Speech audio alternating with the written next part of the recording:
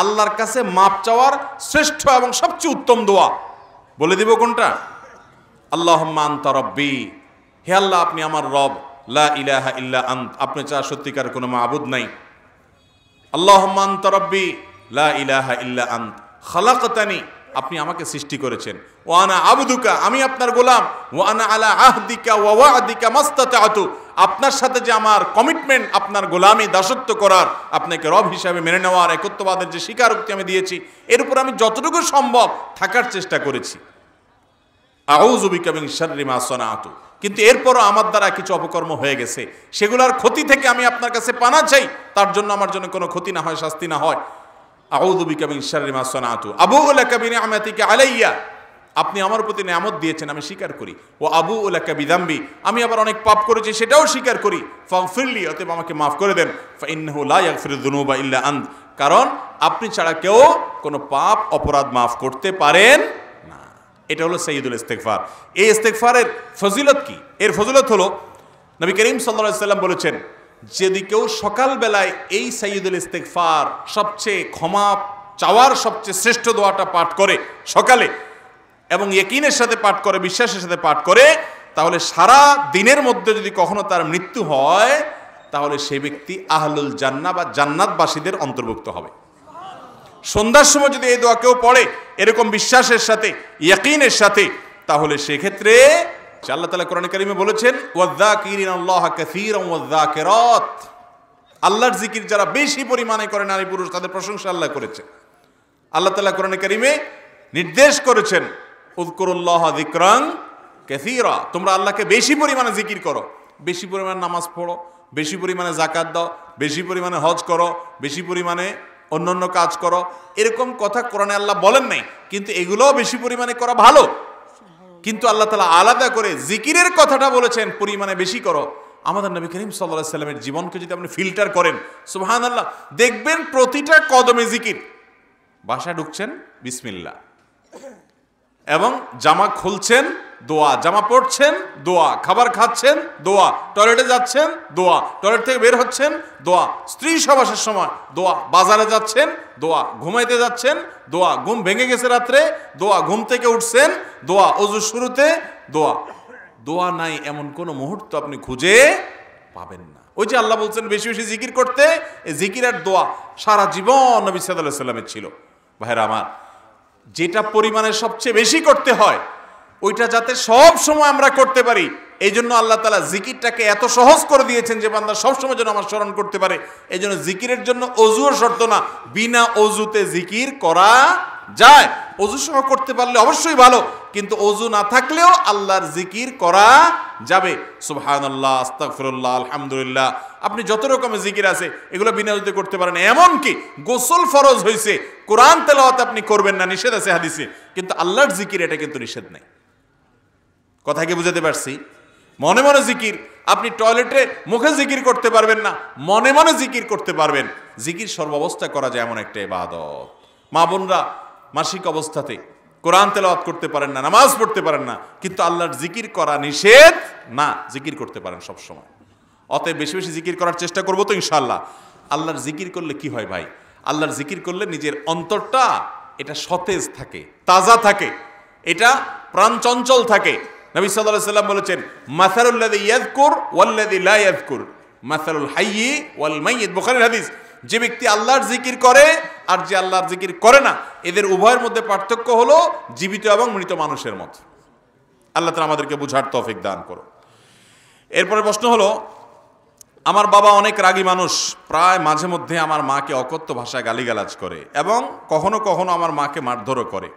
আমার বয়স এখন 18 বছর, এমত অবস্থা আমার করণীয় কি? দয়া করে কোরআন হাদিসের আলোকে বলবেন। ভাই, এই ধরনের পরিস্থিতিগুলো খুবই খুবই দুর্বিষহ এবং বিব্রতকর পরিস্থিতি। একদিকে বাপ, তার সাথে দুর্ব্যবহার করা যাবে না, আবার অপরদিকে মায়ের প্রতি অবিচার করছে সে, সেটাও সহ্য করা কঠিন হয়।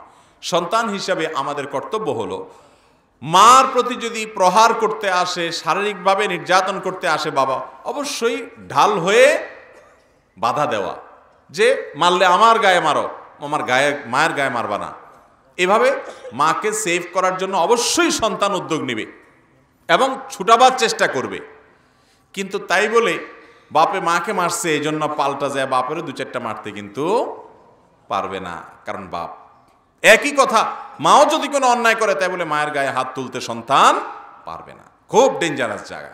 বলে তাহলে কি করব? তাহলে আপনি যেটা করবেন সেটা হলো আশেপাশের আলেম ওলামাদেরকে জানাবেন, অন্যান্য আত্মীয় স্বজন মুরব্বীদেরকে জানাবেন, যাতে করে তারা ওনাকে শাসন করে, ওনাকে থামায়। প্রয়োজনে আপনি প্রশাসনের সহায়তা নিতে পারেন, যাতে করে ওনাকে বিরত রাখার জন্য উদ্যোগ নেয়। কিন্তু আপনি নিজে আপনার বাবার সাথে বেয়াদবি করার অধিকার আপনার, খবরদার। এটা বুঝতে হবে। মাকে আপনি সেভ করবেন, বাবাকে আপনি বুঝাবেন, নসিহত করবেন, অনুরোধ করবেন, অনুনয়ন করে বুঝাবেন, পায়ে পড়ে যাবেন, আল্লাহর ভয় দেখাবেন, অন্যদেরকে দিয়ে বুঝাবেন। তাই বলে আপনি নিজে কখনো বিচারের ভার হাতে নিতে পারবেন না। এরপরে প্রশ্ন হলো, সালাত, ফরজ সালাতের পর সম্মিলিত মোনাজাত করা যাবে কিনা? ভাইরা আমার, 5 ওয়াক্ত নামাজের পর সালাম ফেরানোর পর নবী করিম সাল্লাল্লাহু আলাইহি সাল্লাম আল্লাহ তাআলার কাছে বিভিন্ন দোয়া এবং জিকির নিবেদন করতেন। আস্তাগফিরুল্লাহ, আস্তাগফিরুল্লাহ, আস্তাগফিরুল্লাহ, আল্লাহুম্মা আনতাস সালাম ওয়া মিনকাস সালাম, তাবারাকতা ইয়া যাল জালালি ওয়াল ইকরাম। একবার সূরা ইখলাস, একবার সূরা ফালাক, একবার সূরা নাস তিনি পড়তেন লা ইলাহা ইল্লাল্লাহু ওয়াহদাহু লা শারীকা লাহু লাহুল মুলকু ওয়া লাহুল হামদু ওয়া হুয়া আলা কুল্লি শাইইন কাদির। তিনি পড়তেন লা ইলাহা ইল্লাল্লাহু মুখলিসিনা লাহুদ্দিন ওয়ালাউ কারিহাল কাফিরুন। তিনি পড়তেন আল্লাহুম্মা আইন্নি আলা যিকরিকা ওয়া শুকরিকা ওয়া হুসনি ইবাদাতিক। তিনি পড়তেন আয়াতুল কুরসি। তিনি পড়তেন সুবহানাল্লাহ 33 বার, আলহামদুলিল্লাহ 33 বার, 33 বার আল্লাহু আকবার, 34 নম্বর বার লা ইলাহা ইল্লাল্লাহু ওয়াহদাহু লা শারীকা লাহু লাহুল মুলকু ওয়া লাহুল হামদু ওয়া হুয়া আলা কুল্লি শাইইন কাদির। কোন কোন বর্ণনা আছে যে 33 বার সুবহানাল্লাহ, 33 বার আলহামদুলিল্লাহ, আর 34 বার আল্লাহু আকবার।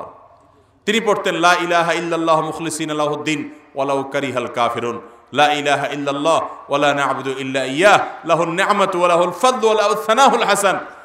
এই 5 ওয়াক্ত নামাজের পর নবী করিম সাল্লাল্লাহু আলাইহি সাল্লাম এতগুলো দোয়া জিকির পড়তেন। এগুলোর সবগুলা যাদের মুখস্থ আছে একটু হাত তুলুন তো দেখি কার কার মুখস্থ আছে। সবার মুখস্থ আছে? এখন জিজ্ঞাসা করলে বলতে পারবেন তো? মাশাআল্লাহ, অল্প কয়েকজন মানুষ হাত তুলছেন, বাকিদের মুখস্থ নাই। তার মানে কি? তার মানে হলো সালাম ফেরানোর পর নবী করিম সাল্লাল্লাহু আলাইহি সাল্লাম যেটা করতেন ওটা আমরা জানি না। আমরা জানি রেডিমেড মোনাজাত। রেডিমেড মোনাজাত বুঝেননি? যে ইমাম সাহেবের সাথে হাত তুললাম, ইমাম সাহেবের সাথে নামাইলাম, কি বললো না বললো খোঁজ খবর নাই। এটা ঠিক 5 ওয়াক্ত সালাতের পর বা যে কোনো সালাতের পর দোয়া কবুল হয়। তিরমিজির বর্ণনা আছে নবী সাল্লাল্লাহু আলাইহি সাল্লাম বলেছেন 2 সময় দোয়া কবুল হয়। এক হলো ভোর রাতে, আরেকটা হলো প্রত্যেক নামাজের পর। এই জন্য কারোর যদি আল্লাহর কাছে কিছু চাওয়ার থাকে তিনি অবশ্যই আল্লাহর কাছে দোয়া করে চেয়ে নিতে পারেন। কিন্তু তাই বলে ইমাম সাহেব ট্র্যাডিশনাল মুনাজাত যেটা আমরা আজকে দেখি, সবাইকে নিয়ে হাত তুলে এভাবে দোয়া করবে। নবী করিম সাল্লাল্লাহু আলাইহি সাল্লাম 10 বছরে প্রায় 18,000 ওয়াক্ত নামাজের ইমামতি করেছেন মসজিদে নববীতে। তারপর 4 খলিফা মিলে 30 বছর ইমামতি করেছেন। সব মিলে প্রায় 80,000 বার ইমামতি করেছেন 4 খলিফা এবং নবী করিম সাল্লাল্লাহু আলাইহি সাল্লাম। ভাইরা আমার, এই দীর্ঘ এত হাজার হাজার বার ইমামতি করেছেন, যারা হাদিস সম্পর্কে ধারণা রাখেন, নবী করিম সাল্লাল্লাহু আলাইহি সাল্লাম জীবনে যদি 2-4 বারও সাহাবীদেরকে সাথে নিয়ে সালাম ফেরানোর পরে এই রেডিমেড মুনাজাত করতেন, তাহলে সেটা অগণিত হাদিসে বর্ণনা আসতো কি আসতো না? সাহাবীরা দেখা বলতেন না যে নবীজি নামাজের পরে সালাম ফিরালেন, এরপর তিনি আল্লাহুম্মা আনতাস সালাম বলার পর হাত তুললেন, আমরা সবাই হাত তুললাম, উনি নামালেন, আমরা সবাই নামাইলাম। যদি তিনি একবারও করতেন, এটা অসংখ্য বর্ণনায় আসতো কি আসতো না? কিন্তু এরকম কোনো বর্ণনা তো পাওয়া যায় না। বর্ণনা পাওয়া যায় তিনি সালাম ফেরানোর পর ইস্তিগফার পড়তেন, আল্লাহুম্মা আনতাস সালাম পড়তেন, যে দোয়াগুলো এগুলো বলতেন, এরকম বিভিন্ন বর্ণনা আছে। কিন্তু এইভাবে এই ট্র্যাডিশনাল মুনাজাতের কথা নাই। যদি নবী করিম সাল্লাল্লাহু আলাইহি সাল্লাম ইবাদতের পর এই কাজটি এইভাবে না করেন, তো আমি কার অনুসরণে এটা করব? আমার কথা কি বুঝতে পারছেন? কার অনুসরণে করব আমি বলেন?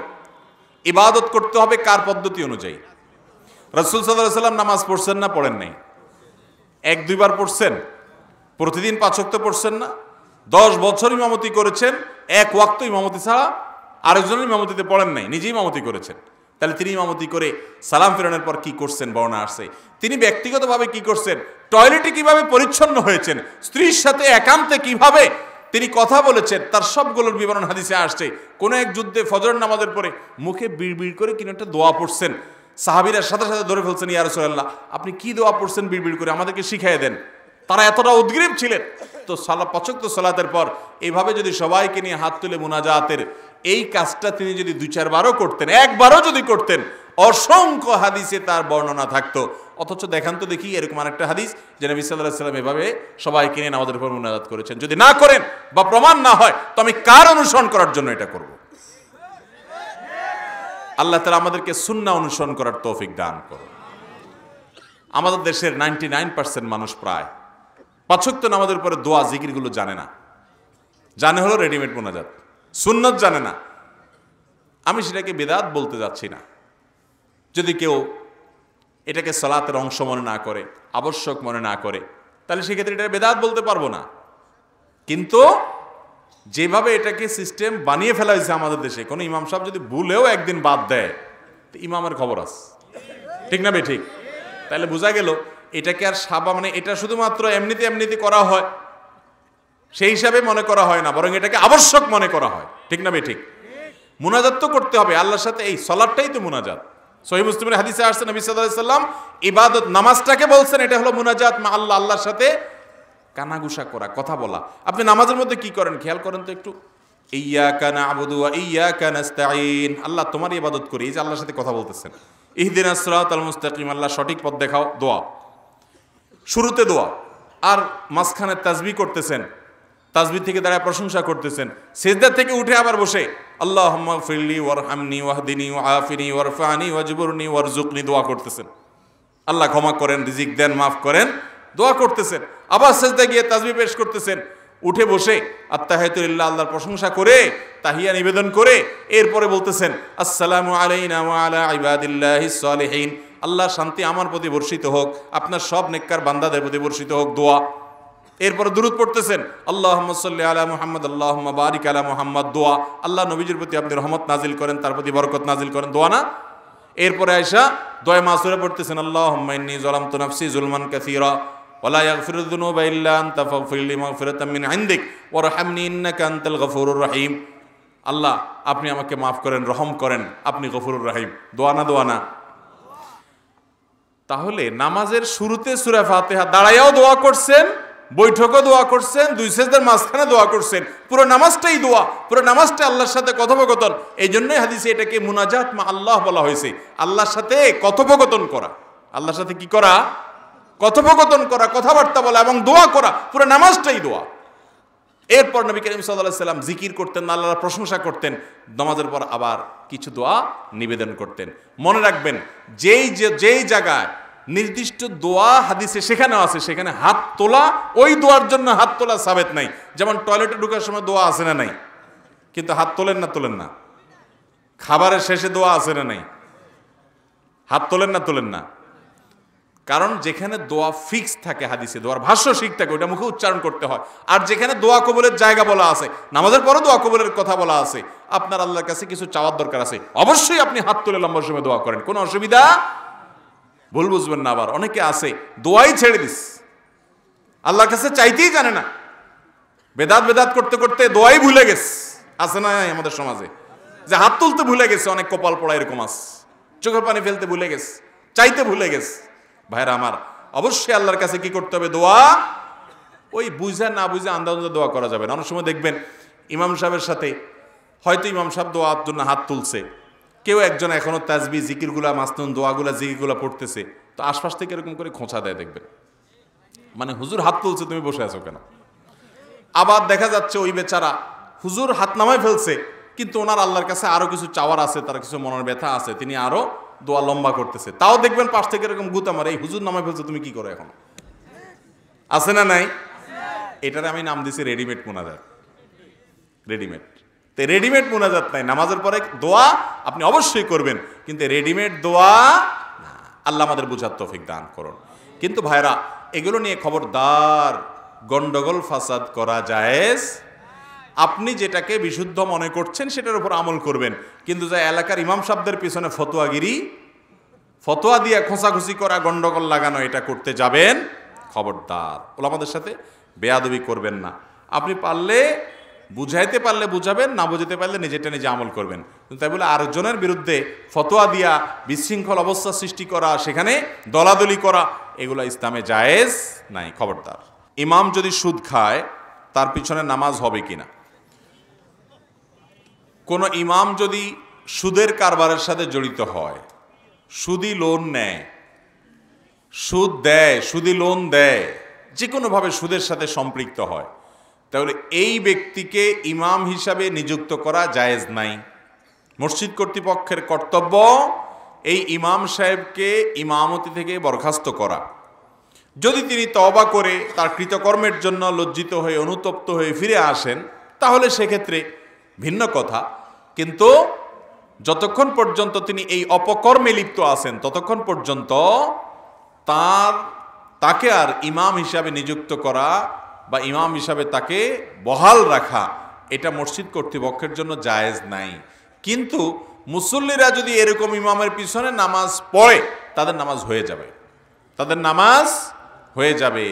কারণ ও আল্লাহ তাজিরু ওয়াজিরাতুন বিজরা উখরা, আল্লাহ কোরআনে বলছেন একজনের পাপের বোঝা আরেকজন বহন করবে না। ইমাম সাহেব তিনি পাপ করেছেন, তার পাপে তাকে পাবে, তার পাপে আপনার ক্ষতি হবে। কিন্তু যার পেছনে নামাজ পড়বো এই লোকটার মধ্যে যদি কাবিরা গুনাহ থাকে, এই লোকটার ভিতরে বড় অপরাধ যদি থাকে, তাহলে সেক্ষেত্রে তার প্রতি অভক্তি আসবে, তার কাছ থেকে শিখতে পারবো না। সেজন্য এরকম লোককে ইমাম হিসাবে নিয়োগ দেওয়াও জায়েজ নাই, ইমাম হিসাবে বহাল রাখাও জায়েজ নাই। কিন্তু যদি কথার কথা কর্তৃপক্ষ এটাকে গা না করে, তারা ইমাম সাহেবের এই হারাম কাজ দেখেও না দেখার বান করে, তাহলে সেক্ষেত্রে আপনি আশেপাশে অন্য ভালো মসজিদ না থাকলে এই ইমামের পিছনে জামাতের সাথে নামাজ পড়লে আপনার নামাজ আদায় হবে, আপনার নামাজের সমস্যা হবে না। আমাদের অনেক ভাইয়েরা আছেন, শয়তান তাদেরকে ওয়াসওয়াসা দেয়, কুমন্ত্রণা দেয়, বলে যে এই ইমামের পিছনে নামাজ পড়বি, এ বেটা তো হারামে লিপ্ত। ভাইরা আমার, ইমাম যদি গুনাহেও লিপ্ত হয়, সেই অজুহাতে আপনি জামাতের সাথে নামাজ না পড়ে একা একা নামাজ পড়লে সেটা কিন্তু জায়েজ হবে না। হাজ্জাজ ইবনে ইউসুফ অনেক বড় জালেম শাসক ছিল, অথচ সাহাবা একরাম তার পিছনে জামাতের সাথে নামাজ পড়েছে। সে খারাপ, কিন্তু তার বিকল্প নাই। এখন হয় একা একা নামাজ পড়া লাগে, আর না হলে তার পিছনে পড়া লাগে। তারপরও তারা একা একা পড়েন নাই। জামাতে নামাজের গুরুত্ব শরীয়তে এত বেশি। ইমাম সাহেব খারাপ, এই অজুহাতে একা একা নামাজ পড়লে গুনাহ হবে। কথা কি বুঝাতে পারছি? অতএব খারাপ ইমামের পিছনে নামাজ পড়লে নামাজ হয়ে যাবে। হ্যাঁ, ইমামের মধ্যে যদি আকীদাগত সমস্যা এরকম থাকে যে সে খারেজেল মিল্লাহ হয়ে যায়, ইসলাম থেকে খারিজ হয়ে যায়, শিরকে আকবর করে, কবরে সিজদা করে, মাজারে পূজা করে, তাহলে তো সে ইসলাম থেকেই খারিজ। এরকম ব্যক্তির পিছনে নামাজ পড়া যাবে না। কথা কি বুঝাতে পারছি? যদি এরকম ইমাম থাকে যে ইমাম হারামে লিপ্ত, তাহলে সেক্ষেত্রে অন্য মসজিদে যাবেন, নিজেরা আলাদা জামাত করবেন প্রয়োজনে, কিন্তু তাই বলে একা একা নামাজ পড়তে পারবেন না। আমাদের এলাকায় তারাবির 4 রাকাত সালাত পরপর সুবহানাজিল মুলকে ওয়াল মালাকুতে এই দোয়া নিয়মিত পাঠ করা হয়। এই দোয়া পাঠ করা জায়েজ নাকি বিদআত? ভাইরা আমার, ফতোয়া শামিতে এই দোয়াটা উল্লেখ আছে, কিন্তু তারাবির 4 রাকাতের পরপর কোনো দোয়া পাঠ করার কথা নবী করিম সাল্লাল্লাহু আলাইহি সাল্লামের কোনো হাদিস থেকে প্রমাণিত নয়। 4 রাকাতের পরপর যে বৈঠকটা হয়, এই বৈঠকটা হলো জালসায়ে ইস্তিরাহা টাইপ, অর্থাৎ এটা হলো আরামের জন্য, রেস্টের জন্য বসা হয়। এখন 4 রাকাতের পরে মুসল্লিরা সবাই যদি সুবহানাল মুলকে ওয়াল মালাকুতে বলে টান দেয়, তাহলে কি আরাম হয় না আরো ব্যারাম হয়? কিরে ভাই, এতক্ষণ তো ইমাম সাহেব হাফেজ সাহেবরা তেলাওয়াত করছে, আপনি শুধু দাঁড়ায় দাঁড়ায় শুনছেন, তাই না? ডিউটি সব হাফেজ সাহেবরা করছে। এখন 4 রাকাত পরে যদি সুবহানাল মুলকে পড়া লাগে, তাহলে তো এখন ডিউটি আপনার হয়ে গেল, তাহলে তো আরাম হলো না। তাহলে শরীয়তের মাকসাদ যেটা মাকসাদুশ শরিয়ার খেলাফ হয়। এই জন্য অনেক ভাইরা আমাদের আছেন, তারা এই দোয়া জানে না দেখে তারাবির নামাজ পড়ে না। গ্রামে অনেক লোক এরকম পাওয়া যায়, তারাবি পড়ে না। যদি জিজ্ঞাসা করেন তারাবি কেন পড়তে যাও না নামাজ, বলে যে আমার এখনো তারাবির দোয়া মুখস্থ হয়নি। যেই দোয়ার কোনো ভিত্তি কোরআন হাদিসে নাই, সেটার উপরে ভিত্তি করে বা সেটা মুখস্থ নাই দেখে তারাবি পড়তেছে না, এটা ভুল। অতএব 4 রাকাত পরপর সুবহানাল মুলক ওয়াল মালাকুতে পড়ার কথা কোরআন হাদিসে কোথাও আসে নাই। এটাকে যদি কেউ সুন্নাহ মনে করে, তারাবির অংশ মনে করে, আবশ্যক মনে করে এবং তারাবির পাঠ বানিয়ে ফেলে, তাহলে সেক্ষেত্রে এটা বেদাতে পর্যবসিত হতে পারে, বেদাতের দিকে নিয়ে যেতে পারে। কথা কি বুঝাতে পারছি? 4 রাকাত পর পর আপনি দোয়া জিকির যেমন করতে পারেন, যে কোনো আপনি খাওয়া দাওয়া, পান করা, পানি খাওয়া, একটু পেশাব করা বা একটু রেস্ট করা, যে কোনো কিছু আপনি করতে পারেন হালাল। কিন্তু কোনো দোয়াকে ফিক্স করে নিলে যদি মনে করেন যে এই দোয়াই পড়তে হবে এই জায়গাতে, অথচ কোরআন হাদিস আপনাকে সে নির্দেশ করে নাই, তাহলে সেটা কিন্তু কখনো সুন্নাত নয়, বরং বেদাতের দিকে নিয়ে যাওয়ার সংখ্যা অনেক বেশি। এরপরে প্রশ্ন হলো, মৃত বাবা মার জন্য সন্তান কিছু দান করলে বাবা মা কবরে কি সওয়াব পৌঁছাবে? অবশ্যই বাবা মার কবরে সওয়াব পৌঁছবে ইনশাআল্লাহ, যদি হালাল টাকা থেকে বাবা মার তরফ থেকে দান করেন। বাবা মা এবং আপনার স্বামী কিংবা স্ত্রী কিংবা ভাই বোন, বন্ধু বান্ধব, দাদা দাদি, যে কোনো মৃত মানুষ, মৃত মুসলমান, তার পক্ষ থেকে যদি আপনি কিছু দান করেন, যে আল্লাহ এই 10টা টাকা আমি দান করলাম এই কাজে, একজন গরিবকে আমি দান করলাম, একটা মাদ্রাসা আমি দিলাম, একটা মসজিদে দিলাম, একটা ওয়াজ মাহফিলে দিলাম, একটা অভাবী মানুষের অভাব দূর করার জন্য দিলাম, যে কোনো ভালো কাজে দিলাম, আল্লাহ তোমাকে খুশি করার জন্য দিয়েছি, এটার যে সওয়াবটা হবে এটা আমি চাই না, এটা আমার বাবাকে, মাকে, স্ত্রীকে, স্বামীকে, ভাইকে, বোনকে, দাদাকে, দাদিকে, নানিকে, নানাকে, যিনি মারা গেছেন, আল্লাহ অমুককে আমি এটা দান করছি, এটা সওয়াবটা তার অ্যাকাউন্টে দিয়েন, ইনশাআল্লাহ এটার সওয়াব তিনি পাবেন। নবী করিম সাল্লাল্লাহু আলাইহি ওয়াসাল্লামের কাছে এক সাহাবী এসে বলছে, ইয়া রাসূলুল্লাহ, আমার একটা কুয়া আছে, এটা আমি দান করতে চাই আমার মায়ের তরফ থেকে। নবী সাল্লাল্লাহু আলাইহি ওয়াসাল্লাম বলেছেন, হ্যাঁ তুমি করতে পারো। অতএব বোঝা গেল মৃত মানুষের পক্ষ থেকে দান করলে মৃত মানুষের সওয়াব হয়, উপকার হয়, যদি তাদের উদ্দেশ্য হয় এবং হালাল টাকা থেকে হয়। কেউ মারা গেলে মিলাদ ও খাওয়ার অনুষ্ঠান করা যাবে কিনা? ভাইরা, মানুষ মারা যাওয়ার পর মৃত ব্যক্তির জন্য দোয়া করতে হবে, আর যেই লোক মারা গেছে তার আত্মীয় স্বজন যারা আছে, তার পরিবারের লোক যারা জীবিত আছে, তাদেরকে এলাকাবাসী খাওয়াইতে হবে, এটা হলো সুন্নাহ। নবী করিম সাল্লাল্লাহু আলাইহি ওয়াসাল্লাম নির্দেশ করেছেন, তোমরা অমুকের জন্য, তার পরিবারের জন্য খাবারের ব্যবস্থা করো, কারণ তারা প্রিয়জন হারিয়ে মন খারাপ, তাদের রান্নাবাড়া করার মতো মানসিকতা নাই। এজন্য যে মারা গেছে তার পরিবারের লোক যারা জীবিত আছে তাদেরকে বরং এলাকাবাসী খাওয়াইতে হবে, এটা হলো কি সুন্নাত। আমাদের দেশে খাওয়ায়, সব এলাকায় খাওয়ায়, একটু হলো একদিন, 2 দিন, 2-4 বেলা হইলো খানা পাঠায়, যে বেচারা মরে গেছে আশেপাশ থেকে অন্যান্য ঘরের লোকেরা, প্রতিবেশীরা খাবার পাঠায়। প্রথম 2 দিন 4 দিন বা 2-4 বেলা খানা খাওয়ানোর পর এরপরে ওই 40 নম্বর দিনে সুদে আসলে সব একসাথে উঠায় নেয়, ঠিক না? ঠিক খাওয়ায় 4 বেলা 3 বেলা, হয়তো তাদের 5-7 জনের খানা দেয়, এরপরে পুরো এলাকাবাসী গরু জবাই করে খায়। না খাওয়াইলে আবার বলে, কি ছেলে মেয়ে রেখে গেছে, কাউকে একটু হাতও ধোয়াইলো না, কাউকে একটু 2টা ভাতও খাওয়াইলো না, এটা বলে কি বলে না? ভাইরা আমার, খুবই খারাপ একটা বিষয়, মনে রাখবেন। মাকসাদ শরিয়ার খেলাফ কাজ, শরীয়ত যা চাচ্ছে এটা তার উল্টাটা চাচ্ছে। ওই লোকগুলো তাদের প্রিয়জন হারায়, তাদের মন খারাপ হয়েছে, আপনারা এলাকাবাসী তাদের কাছ থেকে খানা দাবি করেন। কিরে ভাই, খানা তো দাবি করে মানুষ সুখের সময়, বিয়ে করে নতুন বউ ঘরে তুলে আনছো, একটা আস্ত মেয়ে নিয়ে আসছো আরেকজনের, খুশির চোটে এবার সবারে অলিমা খাওয়াও, ঠিক না? তোমাকে আল্লাহ একটা ছেলে দিছে, মেয়ে দিছে, খুশির চোটে আকিকা খাওয়াও। ছেলেটা পাশ করছে পরীক্ষা, চাকরি পাইছে, খুশির চোটে মানুষের মিষ্টি খাওয়াও। তাহলে এই খাওয়া খাইয়ের ব্যাপারটা তো আনন্দের সময় হয়, ঠিক কিনা? তা আপনার বাবা মারা গেছেন, আপনার মা মারা গেছেন, আপনি এলাকাবাসীকে খাওয়াচ্ছেন বা খাওয়াবেন, তার মানে আপনি খুশি যে বুড়া মরছে, যাক আমি খুশি, এই জন্য সবাই খাওয়াইলাম। ব্যাপারটা এরকম হয়ে গেল না? ভাইরা আমার, এটা হিন্দু ধর্মাবলম্বী ভাইদের থেকে আসছে আমাদের সমাজে। আপনাদেরকে আমি বিভিন্ন জায়গায় বলি, আপনারা গুগলে শ্রাদ্ধ লিখে সার্চ দিবেন, শ্রাদ্ধ, তালিব্বেশ রফালা আকার দয়ের পিঠে বড় ধ, শ্রাদ্ধ লিখে সার্চ দিবেন।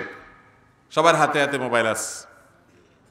এরপরে সার্চ রেজাল্ট আসার পর দেখবেন হিন্দু ধর্মাবলম্বী ভাইদের বিভিন্ন ওয়েবসাইটে, বিভিন্ন তাদের আপনার বিভিন্ন ব্লগস ইত্যাদিতে দেখবেন যে এই শ্রাদ্ধ সম্পর্কে বিস্তারিত লেখা আছে। এটা হলো হিন্দু ধর্মাবলম্বী ভাইরা, তারা মনে করে, তাদের চিন্তাধারা এটা, তাদের বিশ্বাস, তারা আল্লাহর সাথে বুঝে বেড়াবে।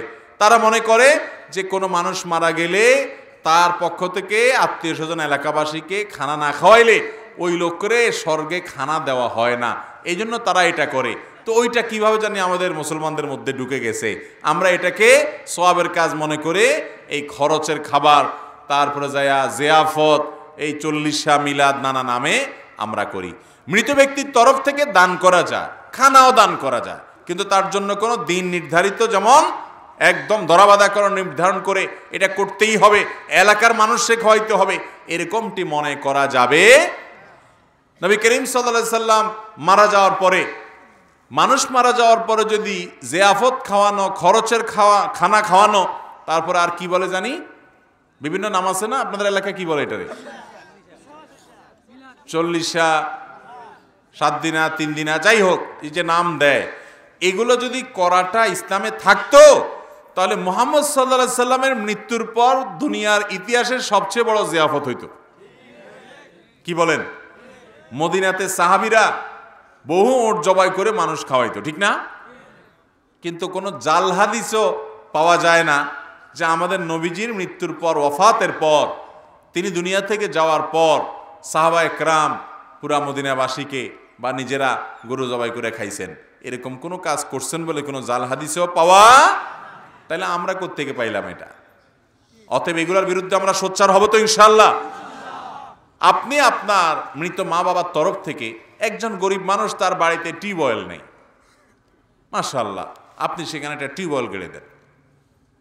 একজন গরিব মানুষ, তার বাসায় আপনি 1 বস্তা চাল কিনে দেন।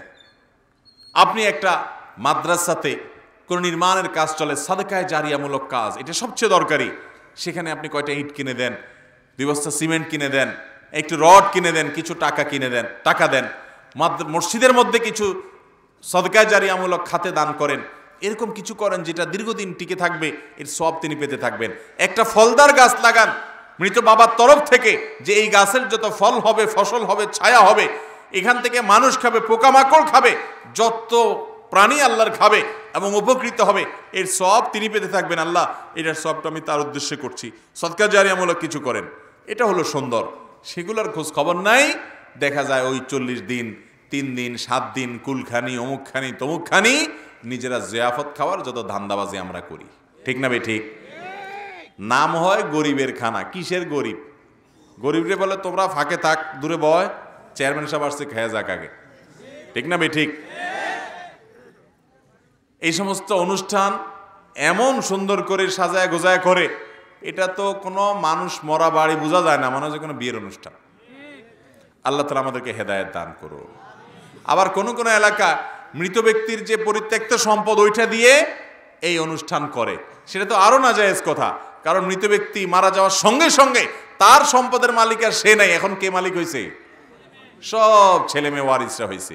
ওইটা দিয়ে আপনি কোনো কাহিনী মন গড়া করতে এমনিও পারবেন না। বাংলাদেশে যদি আকারে বেদাত সবচেয়ে বড় কোনটা, এটা বের করার চেষ্টা করা হয়, তো আমার মনে হয় সবচেয়ে বড় বেদাত যেটা বাংলাদেশে আকারে সব জায়গায় আছে, এটা হলো এটা। অনেক মানুষ নিজেও জানে যে এটা বেদাত বা এটা ইসলামে নাই, তারপরেও করতে বাধ্য হয়, কারণ না করলে এলাকার মানুষ দুর্নাম করে, বলে যে না, এই ছেলে মেয়েগুলো মানুষ না, বাপটা মরে গেল, মাটা মরে গেল, কাউকে 2টা ভাতও খাওয়ায়নি, এই কথার ভয়ে অনেকে এটা করে। আপনারা একটু খেয়াল করে দেখেন তো, আপনাদের এলাকায় হুজুররা কয়জনে এটা করে, একটু খেয়াল করে দেখেন তো। আপনার ইমাম সাহেবের বাবা মারা যাওয়ার পরে এরকম জিয়াফত দিয়া খাওয়া এরকম কয়জন আছে, বাইর করেন তো দেখি।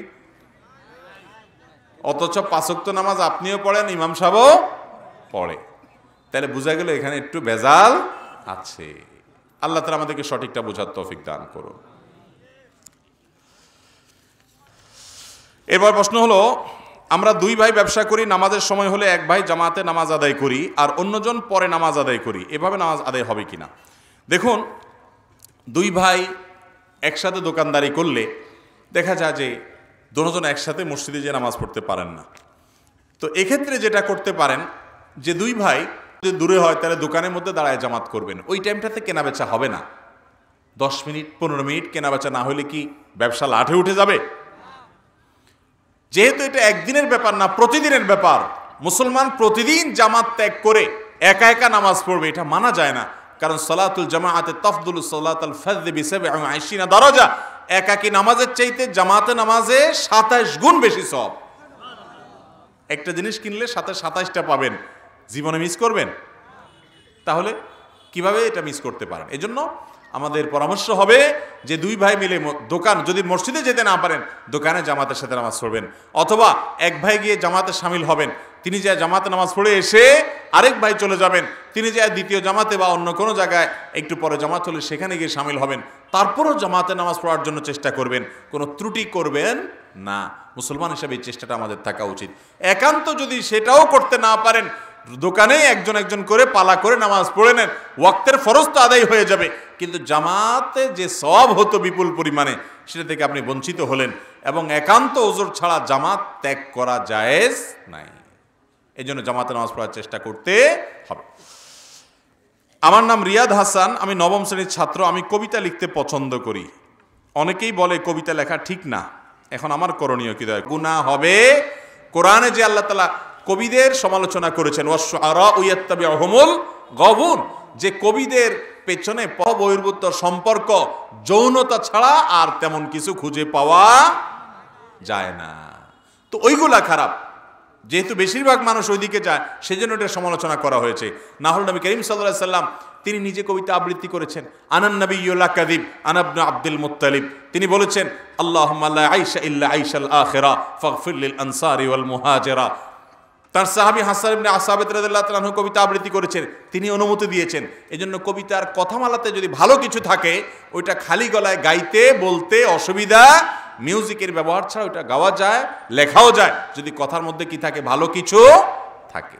কি লিখছেন সেটা হলো মূল বিষয়।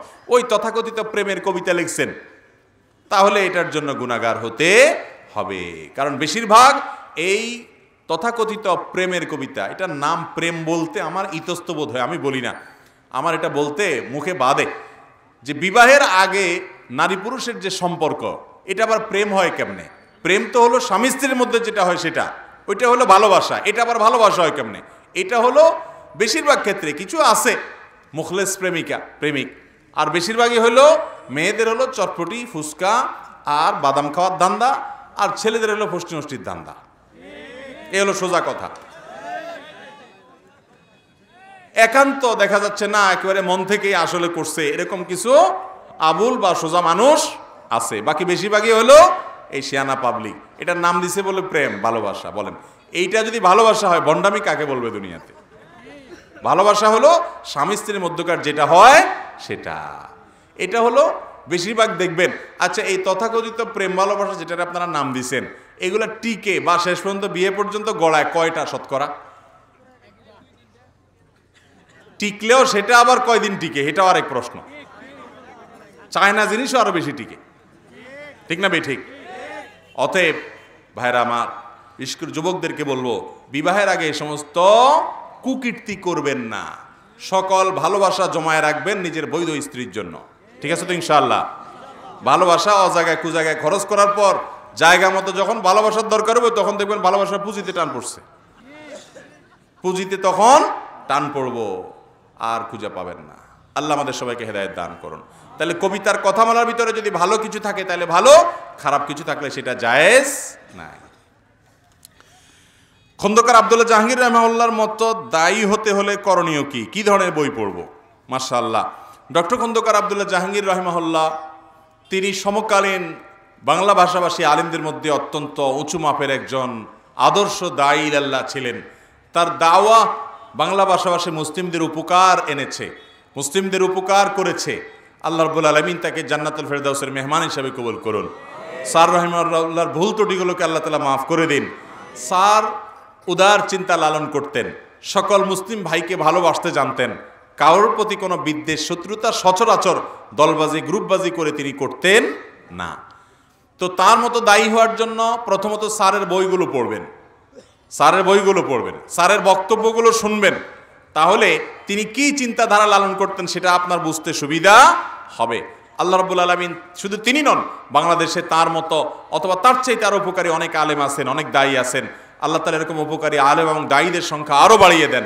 আমাদের সবাইকে সেরকম ভালো মানুষদের মতো মানুষ হওয়ার তৌফিক দান করেন। আল্লাহর কাছে মানুষ একান্তে এক একজন এক একটা জিনিস চায় না। আমি আল্লাহর কাছে প্রায় সময় চাই, বিশেষ করে উমরাতে গেলে, হজে গেলে, আমার চাওয়ার যে তালিকা লিস্ট থাকে এর মধ্যে এটা থাকে যে আল্লাহ আপনি আব্দুল্লাহ জাহাঙ্গীর রাহিমাহুল্লাহর মতো আখলাক, তার মতো উন্নত ব্যবহার আচরণ সকল মুসলিম মিল্লাতের জন্য তার যে দরদি চিন্তা চেতনা, আল্লাহ এটা আপনি আমাকে দান করেন। একেবারে সত্যি সত্যি আমার ভিতরে যেন এটা পরিপূর্ণ মাত্রা চলে আসে। এই জন্য আল্লাহ তাআলা আমাদের সবাইকে, শুধু তিনি নন, আরও যে সমস্ত উলামায়ে কেরাম দেশে দীর্ঘকাল কাজ করেছেন, করে চলেছেন, আল্লাহ তাআলা তাদের ভালো গুণগুলো আমাদেরকে অর্জন করার তৌফিক দান করুন। সাইয়্যিদুল ইস্তিগফার পড়লে কি কি লাভ হয় জানালে উপকৃত হব। এরপর প্রশ্ন হলো, অনেকে মানত করেন যে আমার পছন্দের দল কাপ না জিতলে আমি বিবাহ করব না, এই জন্য অনেকে বছরকে বছর না বিবাহ করা ছাড়া থাকেন। ইসলামী দৃষ্টিতে জায়েজ আছে কিনা? ভাইরা আমার, গতকালকে এক ভাই এই প্রশ্নটা কোথায় যেন করেছেন, উত্তর দেওয়া হয় নাই। দেখুন, কপাল পোড়া কাকে বলে, কত প্রকার এবং কি কি, এইটা দেখার জন্য পৃথিবীর যেই দেশে যেতে হবে তার নাম বাংলাদেশ। মানে এরকম সন্ন ছাড়া কপাল পোড়া, এরকম অর্থহীন কাজ করা মানুষ দুনিয়ার আর কোনো দেশে আছে বলে আমার মনে হয় না। কোথাকার কোন দেশ খেলতেছে, সে দেশের সাথে আমার দেশের না কোনো সম্পর্ক আছে, না তাদের দূতাবাস আছে, হয়তো ওই দেশের খেলোয়াড়রা আমার দেশের নামও জীবনে শুনে নেই, কিন্তু তাদের জন্য আমরা শহীদ হয়ে যেতেছি, তাদের জন্য এই বেটা বিয়ে পর্যন্ত ছেড়ে দিস। কত বড় কপাল পোড়া চিন্তা করেন। নিজে বিয়ে করবে, সওয়াব হবে, চরিত্রে হেফাজত হবে, সেটা না করে ও কাপ জিতলেই আমার কি, না জিতলেই আমার কি। বিশেষ করে যখন কেউ মুশরিক হয়, অমুসলিম হয়, আল্লাহদ্রোহী হয়, তখন তার জন্য অন্তরে এত ভালোবাসা দেওয়া, এটা ঈমানের দুর্বলতার লক্ষণ, ঈমানের দুর্বলতার লক্ষণ। অতএব এইরকম কাজ নাজায়েজ। যদি কেউ এরকম সংকল্প করে থাকেন, তাহলে তার সে সংকল্প ভাঙা বরং ওয়াজিব। এই সংকল্প ভঙ্গ করা কি? উল্টাপাল্টা সংকল্প করলে সেটা রক্ষা করা ইসলামে জায়েজ নাই। সে কাপ না পাইলে আপনি বিয়ে করবেন না, মানে এর চেয়ে বড় পাগলামি, এর চেয়ে বড় মানে নির্বুদ্ধিতার কাজ আর কি হতে পারে দুনিয়াতে বলেন। আল্লাহ তাআলা আমাদের ভাইদেরকে হেদায়েত দান করুন, বুঝার তৌফিক দান করুন। আপনি এইভাবে যা খুশি তা করবেন, আল্লাহর কাছে এগুলোর জন্য জবাবদিহি করতে হবে। মানুষ মারা যাওয়ার পর থেকে কিয়ামতের মাঠ কায়েম হওয়ার আগ পর্যন্ত কবরে জান্নাতি এবং জাহান্নামীদের কি অবস্থা রাখা হয়? ভাইরা আমার, আযাবুল কবরি ওয়া নাঈমুহু হাক্কুন। আহলুস সুন্নাহ জামাতের আকীদা হলো কবরের আযাবও সত্য, কবরের নেয়ামত দেওয়া হয় সেটাও কি সত্য। আমাদের দেশে কিছু লোক বাইর হয়েছে ইদানিং, যারা কোরআনে কারীম থেকে কিছু পাইলে শুধু সেটা গ্রহণ করবে, হাদিসের থেকে কিছু প্রমাণ হলে ওনারা সেটা গ্রহণ করবেন না। ওনারা নিজেদেরকে আহলে কোরআন দাবি করে, এরা আসলে আহলে কোরআন না, এরা হলো মুনকেরে হাদিস। আহলে কোরআন যদি হইতো, কোরআনের অনুসারে যদি হইতো, তো কোরআনে আল্লাহ তাআলা তার রাসূলকে বলেছেন, হে রাসূল, আপনার প্রতি জিকির অর্থাৎ কোরআন নাজিল করা হয়েছে লিতুবাইয়িনা লিন-নাসি মা নুযিলা ইলাইহিম, যাতে করে আপনার কাছে যে নাজিল হয়েছে এই কোরআন আপনি মানুষকে ব্যাখ্যা করে করে বুঝাই দিতে পারেন। আল্লাহ তাআলা নবীজিকে দায়িত্ব দিয়েছেন যে কোরআনকে ব্যাখ্যা করে বিশ্লেষণ করে বুঝাই দিবেন। এই কোরআনের যে ব্যাখ্যার বিশ্লেষণ তিনি করেছেন এটাই হলো হাদিস। অতএব এটাকে যদি সে অস্বীকার করে, তাহলে সে কোরআনকে অস্বীকার করলো। কোরআন আপনি কোত্থেকে পাইছেন? আসমান থেকে জিবরিল এসে আপনারা দিয়ে গেছে? সাহাবীদের মাধ্যমে, তাবিদের মাধ্যমে আপনি কোরআন পাইছেন, ঠিক না বেঠিক? যেই ধারায় আপনি কোরআন পেয়েছেন, যে পাইপলাইন থেকে কোরআন এসেছে, একই পাইপলাইন থেকে হাদিসও এসেছে। হ্যাঁ, হাদিসের ভিতরে শুদ্ধ অশুদ্ধ আছে। এখন আপনি বলবেন যে শুদ্ধ অশুদ্ধ আমি কিভাবে বুঝবো? এই সম্পর্কে মুহাদ্দিসিনে কেরাম কি করেছেন, এই ব্যাপারে যদি আপনার সাধারণ কিছু ধারণাও হয়, তাহলে আপনি বুঝবেন যে সেটাকে দিনের আলোর মতো কিভাবে পরিষ্কার করেছেন, সাদা থেকে কালোকে কিভাবে পার্থক্য করেছেন তারা। অতএব হাদিস অস্বীকার করা গোমরাহি ছাড়া আর কিছু নয়। তবে কবরের আযাবের বিষয়টা শুধু হাদিস দ্বারা প্রমাণিত নয়, কোরআন থেকেও প্রমাণিত। আল্লাহ রাব্বুল আলামিন ইরশাদ করেছেন যে ফেরাউনের অনুসারী এবং ফেরাউনের বংশের যারা, ফেরাউন সহ তাদের সম্পর্কে আল্লাহ রাব্বুল আলামিন বলেছেন যে তাদেরকে আন্নারু ইউরাদুনা আলাইহা গুদুওয়া ওয়া আশিয়া, সকাল সন্ধ্যায় তাদেরকে আযাব দেওয়া হয়, শাস্তি দেওয়া হয় তাদের কুফরির কারণে। ওয়া ইয়াউমাল কিয়ামাতি আদখিলু আলা ফিরআউনা আশাদ্দাল আযাব, এই যে সকাল সন্ধ্যা দেওয়া হয় এটা তো বর্তমান, আর কিয়ামতের দিন আল্লাহ নির্দেশ হবে তাদেরকে কঠিন শাস্তিতে প্রবেশ করানো, জাহান্নামে প্রবেশ করানো। তাহলে এই আয়াত থেকে বোঝা যায় কিয়ামতের দিন যে আযাব হবে জাহান্নামে বিচারের মাধ্যমে, ওইটার আগে থেকে গুদুওয়া ওয়া আশিয়া, সকাল সন্ধ্যা অর্থাৎ সব সময় এখনই আযাব হচ্ছে। এই আয়াত হলো কবর আযাবের সবচেয়ে স্পষ্ট প্রমাণ। এছাড়া বহু হাদিস এটার সপক্ষে আছে। অতএব এটাকে অস্বীকার করা মূর্খতা ছাড়া কিছু হতে পারে। আল্লাহ আমাদেরকে বুঝার তৌফিক দান করুন। এখন কত লোক কবরে আবার একটা মানুষ মাটির সাথে মিশে গেলে তাকে আবার আযাব কিভাবে দেয়, তার ধ্বংস, তার শরীরটা ধ্বংসাবশেষ হয়ে মাটির সাথে বালুর সাথে মিশে যদি একাকার হয়ে যায়, আল্লাহ তাআলা চাইলে ওর ভিতরে স্বাদ, তৃপ্তি ভোগ করার, কষ্ট বা আপনার পুরস্কার, এটা নেয়ামত ভোগ করার মতো ক্ষমতা আল্লাহ চাইলে দিতে পারেন কি পারেন না? আপনার শরীরটা তো মাটি থেকে তৈরি করেছেন, এই শরীরের ভিতরে যদি আল্লাহ ভোগ করার ক্ষমতা দেন, সেটা শাস্তি হোক আর পুরস্কার হোক, তাহলে তার ধ্বংসাবশেষ মাটির সাথে মিশলেও ওখানেও আল্লাহ তাআলা সেটা ভোগের ক্ষমতা দিতে পারেন। তিনি আলী, তিনি কাদির, সব কিছু করতে সক্ষম। বিধায় যারা এটা ঈমান এটার উপর রাখে না, তারা মূর্খতা ছাড়া আর কিছু তাদের মধ্যে নাই। আহলুস সুন্নাহ জামাতের আকীদা সর্বজন স্বীকৃত আকীদা, বিশ্বাস এটি, যেটি কোরআন হাদিস দ্বারা প্রমাণিত। এরপরে প্রশ্ন হলো, আমার স্বামী বিদেশে থাকে, আমার ননদ ও শাশুড়ি আমার উপর নির্যাতন করে এবং আমার স্বামীর কানে আমার নামে উল্টাপাল্টা কথা বলে, আমার করণীয় কি? এই যে একটু আগে বলছি, দেখছেন এখন প্রমাণ পাইছেন হাতে নাতে। মহিলাদের প্রশ্ন এত পরিমাণ আসে, অনেক ঘরে এই জিনিসটা আছে যে কোনো বেচারি ভদ্র মহিলা, তার স্বামী বিদেশ থাকে অথবা ঢাকায় থাকে বা দূরে থাকে, এমনকি কাছেও যদি থাকে, দেখা যায় যে তার শাশুড়ি, তার ননদ, তার দেবর, তার শ্বশুর, এরা সবাই স্বামীর কান ভারী করে ফেলায়। স্বামী বেচারা শুনতে শুনতে একসময় বিশ্বাস করতে বাধ্য হয় যে আসলে বোধহয় আমার বউটা খারাপ। ঠিক না বে ঠিক? স্বামী স্ত্রীর ভিতরে এরকম অশান্তি সৃষ্টি যারা করে দেয়, এরা আল্লাহর জমিনের সবচেয়ে বড় পাপিষ্ঠ মানুষগুলোর একটা। ভয়াবঙ্কর অপরাধ স্বামী স্ত্রীর মধ্যে দূরত্ব সৃষ্টি যারা করে। একই কথা, কোনো স্ত্রী যদি তার শাশুড়ি, শ্বশুর, দেবর, ননদ তাদের সম্পর্কে মিথ্যা কথা বলে স্বামীকে যদি তাদের বিরুদ্ধে খেপিয়ে তোলে, বীতশ্রদ্ধ করে, তাহলে সেও এইরকম জঘন্য অপরাধের অপরাধী। মনে রাখবেন, আপনি আল্লাহর হক যদি নষ্ট করেন, তাহলে আল্লাহ রাব্বুল আলামিনের কাছে এত পাকড়াও হবে না যত পাকড়াও হবে বান্দার হক নষ্টের কারণে। কিয়ামতের ময়দানে কেউ কাউকে ছাড়বে না, এই পুত্রবধূ আপনার নামে বিচার দিবে। অতএব এই সমস্ত কুটনামি, ষড়যন্ত্র আমাদের বাসাবাড়ি থেকে আমরা বিদায় করবো তো ইনশাআল্লাহ। আল্লাহ তাআলা আমাদের সবাইকে নেক হওয়ার তৌফিক দান করুন। ভাইরা আমার, শুধু জিকির করলেন, তাসবিহ তেলাওয়াত করলেন, এর নাম ইসলাম না। ইসলামের মূল ফরজ বিষয়গুলোর মধ্যে থেকে একটা হলো এটা যে আপনি কোনো মানুষ অধিকার নষ্ট করবেন না, সেটা পুত্রবধূরও না, ছেলেরও না, অন্য কারোর না। এরপরে প্রশ্ন হলো, শাশুড়ি মারধর করে, শ্বশুর বাড়ি থেকে তাড়িয়ে দেয়, ফকিরের মেয়ে ছাড়া কথা বলে না, ননদ ননার সবাই খারাপ ব্যবহার করে, ওই স্বামী স্ত্রী সন্তানদের থেকে আত্মীয়দের খুব গুরুত্ব দেয়, স্ত্রীর কাছে তাদের নিয়ে গর্ব করে কথা বলে, স্ত্রীকে সান্ত্বনা দেয় না, এটা কি স্বামীর জন্য উচিত? ভাইরা আমার, স্বামী স্ত্রী প্রত্যেকের প্রতি খেয়াল রাখতে হবে। বিশেষ করে স্বামীদেরকে আল্লাহ বলেছেন, ওয়াশিরুহুন্না বিল মারুফ, তোমরা তোমাদের স্ত্রীদের সাথে সুন্দরভাবে বসবাস করো, উত্তমভাবে বসবাস করো। অতএব যদি অত্যাচার অবিচার করা হয়, সেটা জায়েজ হবে না, বরং গুনাহ হবে। আল্লাহ আমাদের স্বামীদেরকে হেদায়েত দান করুন, স্ত্রীদেরকে হেদায়েত দান করুন। কেউ কারোকে কষ্ট দিতে পারবে না। এবং এই যে বোন কষ্টের কথা বলেছেন, এই কষ্ট বাংলাদেশের ঘরে ঘরে ঘরে ঘরে। আজকাল অবশ্য অনেক ক্ষেত্রে উল্টাও হয়ে গেছে, অনেক পুত্রবধূর অত্যাচারে শ্বশুর শাশুড়ি অত্যাচারিত, অতিষ্ঠ, তাদেরকে তারা যা তা আচরণ করে, উভয় দিক থেকে সীমালঙ্ঘন হয়। মনে রাখবেন, যেই সীমালঙ্ঘন করবে, আল্লাহ বলেছেন ইন্নাল্লাহা লা ইউহিব্বুল মুতাদিন, আল্লাহ তাআলা সীমালঙ্ঘনকারীকে পছন্দ করেন না। আল্লাহ আমাদের ভাইদেরকে বোঝার তৌফিক দান করুন। অনেকে বলে পীর না ধরলে নবীর শাফাআত করবে না, পীর ধরা লাগবে, এই বিষয়ে আপনার মতামত কি? ভাইরা আমার, কোরআন হাদিসে কোথাও নাই যে পীর না ধরলে নবীর সুপারিশ পাওয়া যাবে না, এমন কথা কোরআন হাদিসে কোথাও নাই। এটা মন গড়া কথা। অনেকে বলে যার পীর নেই তার পীর শয়তান, এই কথাও কোরআন হাদিসের কোথাও নাই। এটা কোরআন হাদিস দ্বারা প্রমাণিত কোনো কথা নয়। তবে এটা ঠিক যে একজন মানুষ তিনি ভালো পথে থাকার জন্য তিনি ওলামা ইকরামের কাছ থেকে দ্বীন শিখবেন, তাদের সোহবতে যাবেন, সেটা একজনের কাছেই যাবেন, অন্য কারোর কাছে যাবেন না, একটাই তার মূল জায়গা থাকবে, এমন কোনো কথা নাই। হ্যাঁ, ব্যক্তিগতভাবে কারো পরামর্শ কাউকে বানাতে পারেন, যে তার কাছে পরামর্শ করলেন, তার কাছে তাকে ভালো লাগে, তার কাছে মাসলা মাসাইল জানলেন, কিন্তু তাই বলে আপনার এই একজন নির্দিষ্ট কোনো ব্যক্তিকে পীর বানাইতে হবে, তার হাতে মুরিদ না হলে বা পীর না বানালে কিয়ামতের ময়দানে নবীজির সুপারিশ পাওয়া যাবে না, এমন কোনো কথা কোরআন হাদিসে কোথাও নাই।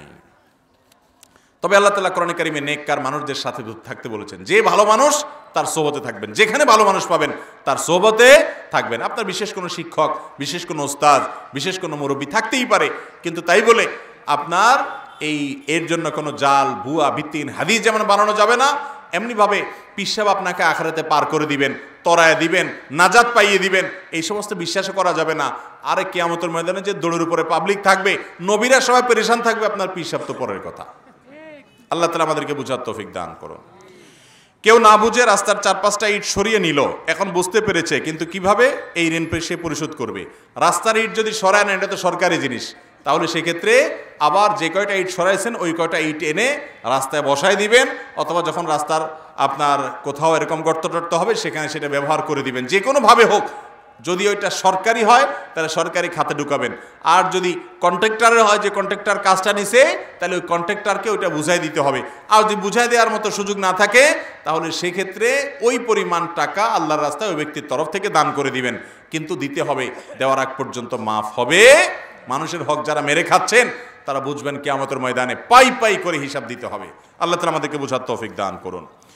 বাচ্চারা পেশাব কাপড়ে বা শরীরে লাগলে ভুলে সে পেশাব নিয়ে নামাজ আদায় করার পর মনে হলো যে শরীর বা কাপড়ে পেশাব লেগেছিল, সেক্ষেত্রে কি পুনরায় নামাজ আদায় করতে হবে?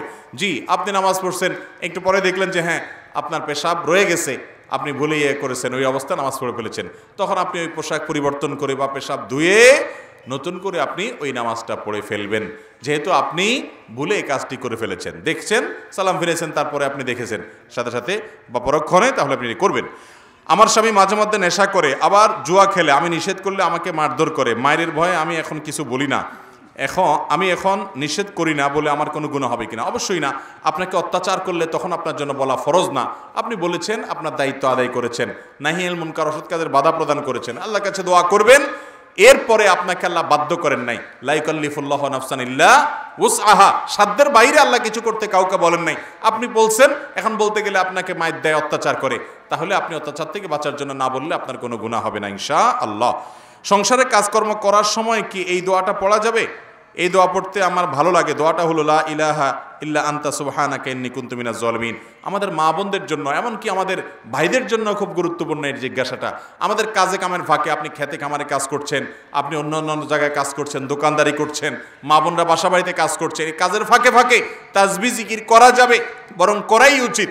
অতএব এই যে দোয়া ইউনুস, লা ইলাহা ইল্লা আনতা সুবহানাকা ইন্নী কুনতু মিনাজ জালিমিন, এটার ফজিলত জানেন? এটার ফজিলত হলো আপনার জীবনে যত বড় বিপদ আসুক, এই দোয়া পাঠ করে আল্লাহর কাছে যদি আশ্রয় চান, আপনার বিপদ আল্লাহ তাআলা দূর করবেন। কোরআনে আল্লাহ ওয়াদা করেছেন, ওয়া কাযালিকা নুনজিল মুমিনিন, এই দোয়ার মাধ্যমে যেইভাবে ইউনুসকে আমি মুক্ত করেছি, এমনভাবে ঈমানদারদেরকেও মুক্ত করব। নবী করিম সাল্লাল্লাহু আলাইহি সাল্লাম বলেছেন, আমার ভাই ইউনুস যে দোয়া পড়ে আল্লাহর কাছে বিপদ মুক্তি পেয়েছেন, তোমরা সে দোয়া পড়ে আল্লাহর কাছে বিপদ থেকে মুক্তি চাইবা, এই জন্য এটা পড়বেন। আর বিপদ মুক্তি ছাড়াও এমনি বেশি বেশি করে আপনি দোয়া ইউনুস পড়তে পারেন কাজের ফাঁকে, কোনো অসুবিধা নেই। সুবহানাল্লাহ, আলহামদুলিল্লাহ, আল্লাহু আকবার, এগুলোও আপনি পড়তে পারেন। মাজার কেন্দ্রিক মেলায় গিয়ে কেনাকাটা শরিয়ার হুকুম কি? যদিও আমি মাজারে শিরক করি না, কিন্তু এখানে কেনাকাটা করলে পাপ হবে কিনা? যেখানে গেলে তাদের দল ভারী হবে, ওই মজমা জমবে এবং ওইটাতে এক ধরনের অংশগ্রহণ হয়, সেখান থেকে দূরে থাকতে হবে। কারণ হাদিসে আসছে, মান কাসসারা সাওয়াদা কওমিন ফাহুয়া মিনহুম, যদি কেউ কোনো দলের দল ভারী করে কোথাও গিয়া, সে তাদের অন্তর্ভুক্ত হয়। তবে সেখান থেকে কিনলে সে কেনাটা হারাম হয়ে যাবে, ব্যাপারটা সেরকম না। বিশেষ করে সেখানে যদি দল ভারী করার ব্যাপার না থাকে, এটা যদি ওপেন থাকে, ধরেন পূজা উপলক্ষে অনেক ছাড় দেয় অনেক দোকানে, ওই ছাড় নেওয়াতে কোনো অসুবিধা হবে না। সর্বশেষ প্রশ্ন, কারণ রাত হয়ে গেছে অনেক, কোরবানির গরুকে ওষুধ খাওয়ানো যাবে কিনা, যা মোটা তাজাকরণ পদ্ধতিতে ব্যবহার করা হয়? কোরবানি গরু বলে কোনো কথা নয়, যে কোনো গরুতে, যে কোনো পশুতে এমন কোনো ওষুধ প্রয়োগ করা যাবে না, এমন কোনো ওষুধ খাওয়ানো যাবে না যে ওষুধ খাইলে তার নিজের শরীরের মধ্যে আপনার ক্ষতিকর জিনিস প্রবেশ করে এবং সেই গোশত খেলে মানুষের অসুস্থতা হয়, রোগবালাই হয়, কিডনির রোগে আক্রান্ত হয়, ক্যান্সার আক্রান্ত হয়, সেরকম কিছু পশুকে খাওয়ালে গুনাহ হবে, কারণ এটা মানুষের ক্ষতির কারণ। ইমানদার কখনো সেটা করতে পারে না, অথচ বেশিরভাগ নামধারী মুসলমানরা আমাদের দেশে সে কাজটা করে। আল্লাহ তাআলা আমাদের সবাইকে বোঝার তৌফিক দান করুন। জাযাকুমুল্লাহু খায়রা ওয়া আখিরু দাওয়ানা আলহামদুলিল্লাহি রাব্বিল আলামিন।